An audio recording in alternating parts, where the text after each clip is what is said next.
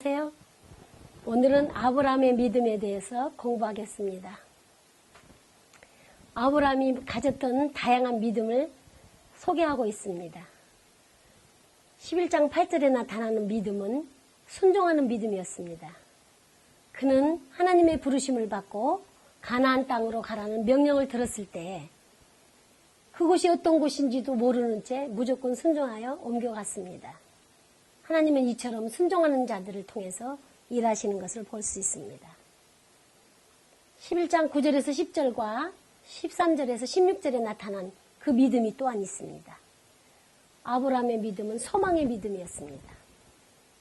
아브라함은 하나님의 말씀을 듣고 가나안 땅에 들어갔지만 아들 이삭과 함께 튼튼한 건물을 짓지 않았고 마치 잠깐 있다가 갈 사람처럼 천막을 치고 살았습니다. 그러면서 항상 자신을 나그네요 외국인이라고 불렀습니다. 그 이유는 그에게는 고향이 있었기 때문이었습니다. 그 고향은 그가 떠나온 갈대아 우르가 아니고 하늘의 고향을 말했습니다. 그래서 아브라함은 하늘의 도성을 바라보았기 때문에 가나안 땅에서는 잠깐 머물다 갈 사람처럼 천막을 치고 산 것입니다. 만일 우리가 이런 소망의 믿음을 가지고 산다면 이 세상에서 집이나 기타 여러 가지 다른 문제로 고민하는 것이 훨씬 줄어들 것입니다.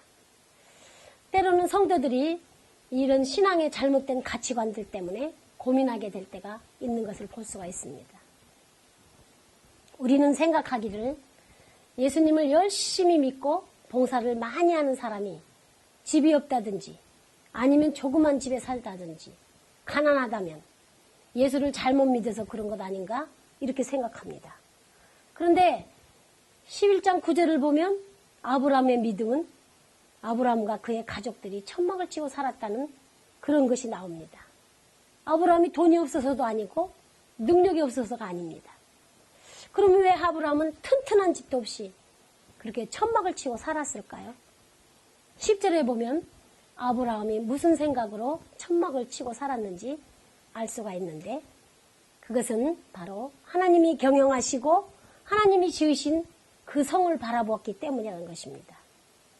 아브라함이 가나안 땅에 와서 자기가 튼튼한 도시를 건설하지도 않고 또 튼튼한 집, 하나님이 건설하신 도시, 하나님이 만드신 그 성을 바라봤기 때문이라고 그래서 천막을 치고 살았다는 것을 나타나고 있습니다.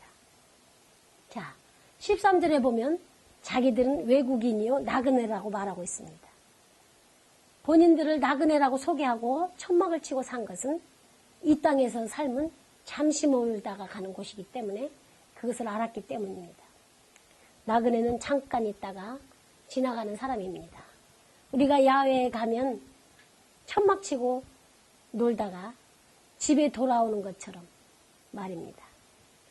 아브라함은 자기가 장차 들어갈 하늘에 있는 새 예루살렘 성을 봤기 때문에 자기가 사는 이 땅은 나그네와도 같은 삶이라는 것을 알았습니다. 그러니까 굳이 이 세상에다가 튼튼한 집을 세울 필요가 없다는 것을 생각하고 결국 이런 믿음이 그를 승리하게 한 것입니다. 누구나 이런 믿음을 가지고 있다면 이 세상에서 이기지 못할 일이 하나도 없겠죠? 집도 잠시 머물다가 갈 때까지 있으면 되는 거고 또 누가 와서 죽인다고 해도 그래 죽여라. 지금 죽으면 천국 빨리 가지 뭐. 이렇게 하면 죽음을 두려워하지 않는다면 우리가 아무것도 두려울 것이 없지 않습니까? 먹을 것이 없으면 자동으로 금식하면 되고 금식하다가 하나님이 먹을 것을 안 주시면 순교하는가 보다 하는 것이고 병들어 죽는 것보다 낫지 않겠습니까? 누가 손해를 조금 입혀도 웃을 수 있는 이런 믿음이 될 수 있습니다. 이 같은 천국에 대한 믿음을 가진다면 이 세상 것을 다 초월할 수 있을 것입니다. 우리 인생의 목표가 하나님 나라라는 분명한 확신이 있으면 모든 것에서 자유할 수가 있습니다. 아브라함은 그런 믿음을 가지고 텐트를 치고 산 것입니다. 그러니까 좋은 집을 주신 것만이 하나님의 은혜요. 집 없는 것은 은혜가 아니라는 생각은 버려야 합니다. 우리 성도들에게는 하늘의 집이 준비되어 있기 때문입니다. 요한복음 14장 2절 3절에도 우리 처소가 있다고 하지 않았습니까? 아브라함은 이처럼 하나님이 세우시는 하늘의 도시, 하늘의 나라를 바라봤기 때문에 이 세상에서는 천막을 치고 살았습니다.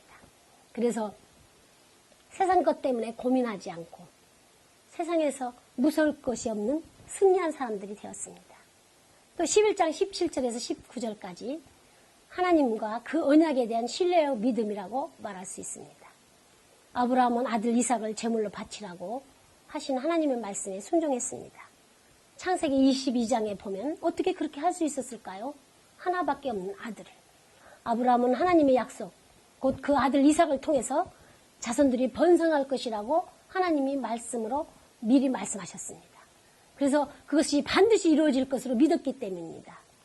그래서 하나님의 말씀대로 순종해서 아들 이삭을 제물로 바친다면 하나님께서 다시 그 아들을 살려서라도 하나님이 말씀하신 그 약속을 이루실 것이라는 사실을 믿었습니다. 아브라함은 언약의 말씀을 믿었고 또한 하나님을 믿었고 그 약속된 하늘나라를 믿었습니다. 자, 이 세 가지가 믿음의 본질입니다. 하나님 나라, 하나님 말씀, 또 하나님. 이것이 바로 믿음입니다. 또 다음에는 사라의 믿음을 보겠습니다. 사라의 믿음 역시 하나님의 약속에 대한 신뢰의 믿음이었습니다. 사라가 늙어서 단산하였었고 하나님의 약속이 반드시 이루어질 것을 그런 상태에서도 믿었습니다. 결국 90세 나이에 이삭을 낳았음을 설명하고 있습니다. 다음에 이삭과 야곱의 믿음을 보겠습니다. 이들도 장래 되어질 일들에 대한 확신과 하나님의 역사하심에 대한 확신이 있었습니다. 그래서 그것 때문에 자기의 후손들에게 복을 빌어줄 수가 있었습니다. 또한 요셉의 믿음을 보겠습니다. 11장 22절에 요셉은 하나님의 언약에 대한 확신이 있었습니다. 사실 요셉은 애굽 땅 좋은 환경에서 100년 가까운 삶을 살았습니다. 17살에 애굽으로 가서 30세에 애굽의 총리가 되었고 110세에 죽었기 때문입니다. 창세기 37장 2절에 보면 또 41장 46절에 보면 그는 하나님으로부터 그 조상들처럼 가나안 땅에 대한 언약을 직접 들은 일이 없었습니다. 다만 부모님으로부터 가나안 땅에 대한 하나님의 언약에 대해서 들었을 것입니다. 그럼에도 불구하고 요셉은 세상을 떠날 때 하나님의 언약이 반드시 이루어질 것을 확신하고 자신의 해골까지도 가지고 가라고 유언을 남기는 것을 볼 수 있습니다. 결국 이런 믿음이 그대로 이루어지게 됐습니다. 보지 못한 일에 하나님의 언약의 말씀을 믿고 유언한다는 것은 큰 믿음이 아닐 수 없습니다. 다음 모세의 부모님 아므람과 요게벳에 대한 믿음을 보겠습니다. 하나님의 살아계심과 역사하심에 대한 신뢰의 믿음이었습니다. 이들도 그러기에 바로 명령을 두려워하지 않고 석 달 동안이나 모세를 숨겨서 키울 수 있었습니다. 다음에 모세의 믿음을 보겠습니다. 모세의 믿음은 장래의 영광, 곧 하나님 나라에 대한 큰 상에 대한 확실한 믿음이 있었습니다. 그러기에 애굽의 왕자로서 누렸던 부귀와 영화를 다 버리고 하나님의 백성을 위해서 고난의 길을 선택했습니다. 그 이유는 하나입니다. 바로 하늘의 상을 바라보았기 때문이라고 성경은 증거하고 있습니다. 여러분, 모세는 아주 똑똑한 사람입니다. 세상에서 부귀와 건세를 누리는 그것이 나은지 아니면 하늘의 영광과 상급을 얻기 위해서 고난의 길을 가는 것이 옳은지 비교해 보았을 것입니다. 사람은 이익이 있는 곳에 투자하기 때문입니다. 자, 쓸데없는 것이나 아무 가치가 없는 것에 절대 투자하지 않습니다. 복음을 위해서 일생을 바치는 사람들이 하늘에 대한 상급이나 그 영광이 확실치 않다면 열심히 일하다가도 내가 무엇을 하지? 내가 왜 이러고 있지? 하면서 회의를 갖게 될 것입니다. 모세는 성령의 감동으로 하늘의 상을 알았고 또 시내산에서 그 나라의 영광을 다 보았던 사람입니다. 그래서 그곳에 모여있는 성막을 만든 사람이기 때문에 그것을 알았습니다. 그러므로 그는 하늘의 것을 충분히 알고 있었기에 애굽의 부귀와 영화를 다 버릴 수 있었던 것입니다. 그냥 무턱대고 고난의 길을 택한 것은 아닙니다. 십계라는 영화를 보면 이 말씀과 비슷한 장면이 나오고 있습니다. 모세가 진흙구덩이 속에서 자기 백성들과 함께 진흙 이기기를 하고 있을 때 그를 사랑하던 애굽의 공주가 나일강에 배를 띄워놓고 찾아와서 설득을 합니다. 너희 백성들을 풀어주고 싶고 네가 해방을 받고 싶으면 애굽의 왕이 되라. 그러면 얼마든지 마음대로 네가 할 수 있지 않느냐. 그러면서 그는 공주 자신을 선택하라고 말합니다. 그런데 모세는 공주의 설득을 과감하게 뿌리칩니다. 이 장면을 보면서 정말 모세는 사명자구나 이런 감동을 받았습니다. 지금 수많은 일꾼들이 지위와 권세와 부귀, 명예, 영화와 물질 때문에 그리고 또 여자들 앞에서 힘없이 무너지는데 모세는 아주 냉정하게 돌아섰던 것을 볼 수 있습니다. 우리가 이렇게 목회를 하다 보면 이런 문제들이 항상 우리 주변에서 계속 찾아옵니다. 어떤 사람들은 돈 때문에 넘어가고 여자 때문에 넘어가고 또 지위와 명예 때문에 많이 실족하고 무너집니다. 모세는 이런 것들을 모두 버리고 오히려 고난의 길을 선택한 것입니다. 하늘의 상이 무엇이길래 부귀영화를 다 버릴 정도의 그런 가치를 가질 수 있겠습니까? 사람들이 모세를 볼 때 다 미친 사람이었나? 바본가? 이렇게 생각했을 것입니다. 왜냐하면 모세는 애굽의 왕이 될 수 있는 그런 절호의 위치에 있었는데 그것을 마다하고 다시 진흙구덩이 속에 들어가 진흙을 밟고 있었으니 말입니다. 그러나 그가 결코 어리석어서가 아닙니다. 모세만큼 하늘의 상에 대한 가치를 분명히 알고 있었기 때문에 그렇게 했습니다. 여러분, 지금 여러분 무엇 때문에 고민하고 있습니까? 가만히 들어온 어떤 것이 우리의 마음을 미혹하고 있습니까? 옛날이나 지금이나 목회를 성공적으로 마치려면 항상 두 가지를 조심하라고 했습니다. 하나는 돈을 조심하라고 했고 물질 때문에 넘어가고 또 하나는 여자를 조심하고 저도 여성입니다만 하나를 더 붙인다면 지위와 명예를 조심하라고 했습니다. 요즘 세상은 조심할 것이 어디 한두 가지입니까? 사사기에서처럼 총체적 부패로 인해서 세상이나 교회나 가정이나 너무너무 부끄러운 일들이 많이 일어나고 복음운동에 장애가 되는 일이 많이 있음을 알아야 됩니다. 눈만 뜨면 사건 사고가 일어나고 이루 말로 하기가 어려울 정도로 얼마나 많은 수많은 일들이 일어나고 불법이 성하고 사랑이 식어지고 있습니까? 성경 말씀대로 이루어지고 있는 것을 우리는 지금 여실히 볼 수 있습니다. 이런 것을 조심하려면 새로운 것이 우리에게 나타나야 됩니다. 세상 것보다 더 좋은 것이 보이지 않는다면 누구나 다 세상 길을 택할 수밖에 없는 것입니다. 그래서 히브리서의 제목을 더 좋은 것으로 나타낸 것입니다. 자, 10장 34절에 보면 더 낮고 영구한 산업이라고 했고 7장 22절 7장 22절에 보면 더 좋은 언약이 나옵니다. 또 7장 19절에 보면 더 좋은 소망 8장 6절에 보면 더 아름다운 직분, 더 좋은 약속, 더 좋은 중보 또 9장 11절에 보면 더 크고 온전한 장막 또 더 좋은 재물 9장 22절에 나옵니다. 또 11장 16절에 더 나은 본향 11장 26절에 더 좋은 상 11장 35절에 더 좋은 부활 40절에 더 좋은 것 히브리서의 총 제목이 되는 더 좋은 것. 자, 여러분 더 좋은 것을 보면 세상 것은 버릴 수 있고 포기할 수 있다고 했습니다. 예수님은 이스라엘의 왕이 되어 달라고 사람들이 모여들어 사정을 하는데도 도망가셨습니다. 요한복음 6장 15절에. 그러나 모세는 이러한 믿음으로 승리했던 것을 볼 수 있습니다.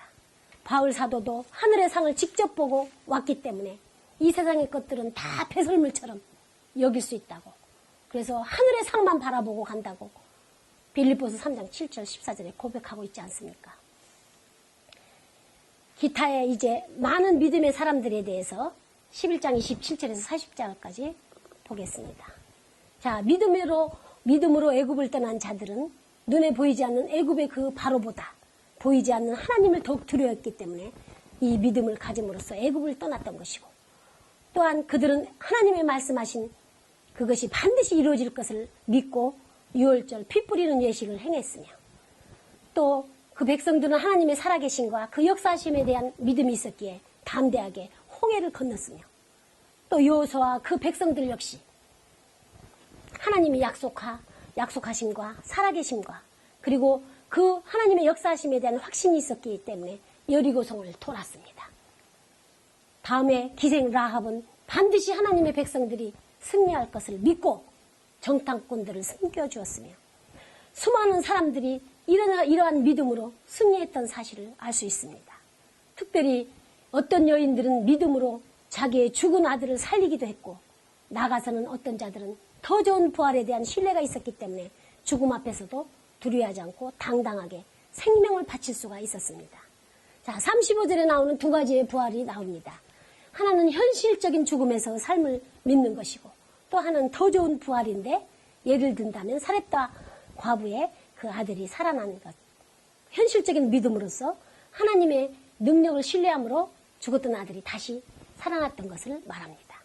그런데 어떤 사람들은 더 좋은 부활을 얻기 위해서 죽음을 피하지 않고 그대로 죽었다고 말하고 있습니다. 이 세상에서 사는 것도 좋은 것이지만 하나님 나라에서 살게 되는 생명, 더 좋은 부활을, 더 귀한 복이 되는 것을 우리는 알 수 있습니다. 그러니까 이런 믿음을 가진 사람들은 어떤 죽음의 상황에서도 죽음을 두려워하지 않고 다 받아들였던 것입니다. 이는 하늘에서 더 좋은 삶을 보았기 때문입니다. 수많은 사람들이 다양한 형벌과 핍박 속에서도 믿음을 가진 것은, 이 믿음을 지킨 것은 그들을 위해서 예비하신 더 좋은 것들에 대한 믿음이 있었기 때문입니다. 36절에서 38절에 보면 또 어떤 이들은 희롱당하고 채찍질 당하고 결박하고 옥에 갇혔을 뿐이 아니라 또 수많은 시험도 받았고 돌로 치는 것과 톱으로 켜는 것, 또 시험받고 칼에 죽음당하는 것, 양과 염소의 가죽을 입고 이리저리 방황하고 유리하고 궁핍과 환난과 학대를 받았고, 이렇게 수많은 사람들이, 이런 사람들은 아무리 해도 넘어가지 않으니까 이런 사람들은 세상에 감당치 못할 사람들이라고 세상에서 두 손을 들었답니다. 자, 저희가 이런 광야와 산중과 암혈과 토굴에 유리하는 것과 이렇게 죽을 각오를 가지고 믿음을 지키는 이런 사람들을 이 세상에 어떻게 이겨낼 수 있겠습니까? 그런데 이 사람들이 이 죽을 각오를 하면서 그 어려운 시대를 이길 수 있었는가에 대한 이유가 있습니다. 이것은 다 40절에 바로 나타나고 있습니다. 이게 바로 이번 히브리서의 제목, 더 좋은 것을 얻게 한 것입니다. 이는 하나님이 우리를 위하여 더 좋은 것을 예비하셨은 즉 우리가 아니면 저희로 온전함을 이루지 못하게 하려 합니다. 바로 이런 좋은 것이 예비되어 있다는 사실을 알았기 때문에 이런 고난들을 이긴 것입니다. 이 세상에 있는 것들도 좋은 것이지만 하나님이 예비하신 하늘의 것은 더 좋은 것입니다. 따라서 믿음의 사람들은 땅의 것보다 더 좋은 것을 보았고, 그것은 하늘에 있는 것들이란 것을 그들은 더 좋은 것을 바라봤습니다. 이 땅에 있는 좋은 것들을 다 포기할 수 있었던 것이 바로 이런 이유였습니다. 이런 가치관은 세상을 이길 수 있는 능력이 되었습니다. 그러므로 많은 사람들이 이 땅의 것을 놓지 못하고 있는 것은 하늘의 더 좋은 것을 보지 못하고 있기 때문입니다. 그래서 교회가 전해줘야 할 사명과 그 복음은 바로 이 땅의 것이 아니라 하늘의 더 좋은 것을 전해줘야 합니다. 성도들이 이것을 알아야 순교할 수 있고 충성할 수 있고 헌신할 수 있고 섬길 수 있습니다. 인생을 하나님 안에서 아름답게 살아갈 수 있을 것입니다. 천국의 상과 영광을 알 때만이 내려놓을 수 있습니다. 이 땅의 것은 평가의 대상이 아닙니다. 이 땅의 것은 다만 일하는 도구일 뿐입니다. 그러므로 이 땅의 것을 가지고 평가해서는 안 됩니다. 많은 믿음의 선진들은 하나님 나라와 그 영광과 그 상을 바라보는 그 믿음을 가지고 죽음을 각오하면서 이 세상과 싸워서 이겼습니다. 지금까지 많은 사람들의 다양한 믿음을 살펴보았습니다. 특징이 있다면 이들은 모두가 좋은 믿음을 가진 자로서 결국 11장 6절에서 말씀한 것처럼 좋은 상으로 보상을 받았음을 보여주고 있습니다. 자, 성도들을 향한 승리의 권면이 마지막으로 나옵니다. 믿음의 경주에서 승리할 것을 권면하면서 우리가 이 믿음의 경주에서 승리하기 위해서는 오직 예수 그리스도를 바라보라고 또 예수님을 생각할 것을 가르치고 있습니다.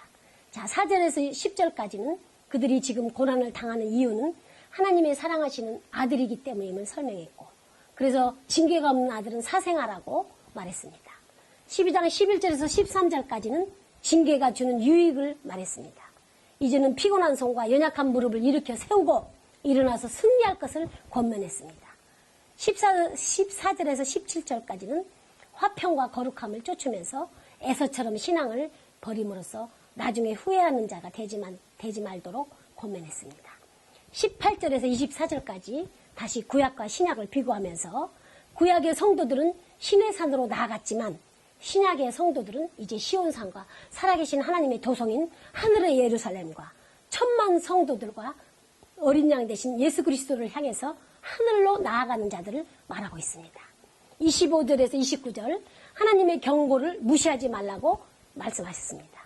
이렇게 신의 상에서 경고하신 구약의 그 사람들도 거역하면 벌을 받았는데 하물며 하늘로부터 오신 하나님의 아들 예수 그리스도를 통해서 경고하신 말씀을 무시하면 더 큰 형벌을 받지 않겠습니까? 우리는 진동치 못할 이런 나라를 받았으므로 흔들리지 말고 하나님을 잘 섬겨야 할 것을 권면했습니다. 13장 1절에서 17절 일반적인 권면을 합니다. 자, 형제 사랑을 하라. 손님 대접하기를 먼저 하라. 거룩함을 살아라. 돈을 사랑치 말아라. 하나님의 말씀을 잘 전해라. 또 너희들을 가르치고 인도하던 자들을 생각하며 그들의 믿음을 본받으라. 또 여러 가지 잘못된 교훈들에 끌리지 말고 또 이제 우리도 이런 고난을 피하려고 도망가지 말고 그러한 모든 능력을 짊어지고 주님께로 나아갈 것을 말씀했습니다. 그것은 영구한 도성이 여기는 없고 장차 올 것을 찾아야 했습니다. 이런 자들은 항상 하나님께 찬미의 제사를 드려야 한다고 했습니다. 그래서 그들을 인도한 자들에게 순종하고 복종할 것을 교훈했습니다. 마지막으로 13장 18절에서 25절까지 기타 부탁과 문안 인사가 나옵니다. 성도들을 위한 기도를 부탁했고 또 성도들을 위한 축복의 말씀을 전했습니다. 그들로 선한 일에 온전케 하고 하나님의 뜻을 이루게 하고 또 아름다운 은혜의 역사들이 예수 그리스도 안에서 나타나고 이루어지기를 축복했습니다. 마지막으로 모든 은혜가 너희 모든 사람에게 있을지어다 25절에 마쳤습니다. 여러분 긴 시간 동안 히브리서를 공부했습니다. 히브리서는 율법과 예수 그리스도를 비교해서 그리스도의 우월성을 설명했지만 사실은 세상 것보다는 더 좋은 하늘의 것을 얻기 위해서는 결코 예수 그리스도를 떠나서는 안 된다는 것을 강조한 말씀들이었습니다. 그러므로 성경 속에 이 모든 말씀이 다 그렇듯이 히브리서도 하늘의 더 좋은 가치관을 가지고 세상을 살아가야 할 것을 마음에 새기면서 신앙생활을 할 것을 여러분들에게 당부했습니다.